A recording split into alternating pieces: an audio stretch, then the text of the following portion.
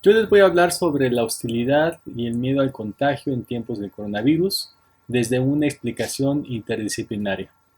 Partamos de la premisa de que todo fenómeno social, por más novedoso e inusitado que sea, nunca es totalmente nuevo, o por lo menos no lo es en algunos de sus aspectos, como determinadas reacciones que la gente demuestra hacia él.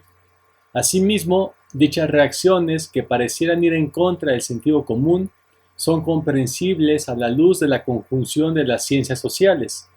La enfermedad infecciosa del COVID-19 causada por el coronavirus, que se ha expandido por todo el globo terráqueo, es un muy buen ejemplo de lo que se acaba de mencionar.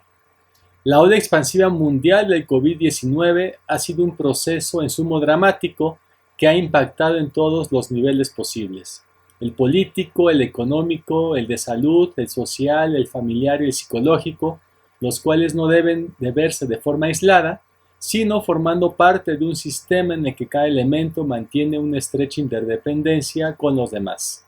Una forma de medir el nivel de impacto es a partir del tipo de reacciones sociales que se han detonado. Quiero centrar la atención en una de estas, la cual ha sido documentada en México por los medios informativos: las expresiones de hostilidad hacia el personal médico. Este comportamiento se nos muestra en primera instancia como falto de razón y de sentido común. En términos normales, y lo pongo entre comillas, es una sinrazón o sin sentido que se ataque verbal o físicamente a las personas que precisamente ponen en riesgo su salud para atender y tratar de curar a los enfermos de COVID. ¿Realmente no hay una explicación lógica para tales expresiones humanas? Apoyémonos en las ciencias sociales, especialmente en la psicología, la antropología y la historia, para ofrecer una posible explicación de esto. Los elementos que están en juego son, evidentemente, la hostilidad, pero más que nada lo que esta emoción está enmascarando o encubriendo, que es otra emoción, el miedo. Y el segundo aspecto es una relación de alteridad. Las manifestaciones hostiles de algunas personas frente al personal médico están enmascarando un miedo. ¿Miedo a qué? Al contagio de la enfermedad. A pesar de que los niveles de mortandad del COVID no son tan altos, el nivel de contagio sí lo es.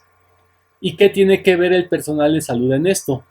Que este sector poblacional es el que está directamente vinculado con el virus, sin importar si el médico, la enfermera o el camillero agredidos realmente han establecido algún contacto con un contagiado, y por medio del mecanismo psicológico del desplazamiento se transfiere el miedo al virus y al individuo enfermo al personal médico, de tal suerte que éste se convierte en un chivo expiatorio. Todo miedo tiene en su núcleo la noción de peligro y la presencia de la enfermera o del médico, que mediante su vestimenta específica delata su condición, es considerada por algunos como peligrosa, porque es fuente de contagio. La función social del chivo expiatorio, en el caso que nos ocupa, es justamente la descarga del miedo al contagio sobre el personal médico mediante comportamientos hostiles. Al inicio de la exposición referí que ningún fenómeno social, por más extraordinario que sea, es totalmente nuevo. Sin mucha dificultad podemos establecer un paralelismo entre la pandemia del COVID-19 y el contexto de la peste en la Edad Media, la cual se expandió por toda Europa, particularmente durante el siglo XIV.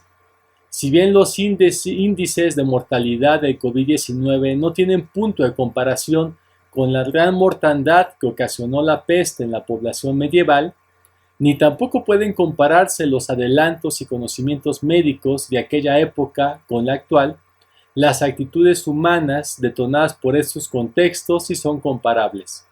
Tanto en el pasado como en el presente, ha existido un miedo intenso al contagio de enfermedades, y tanto las poblaciones antiguas como las contemporáneas han buscado medios de combatir dicho miedo.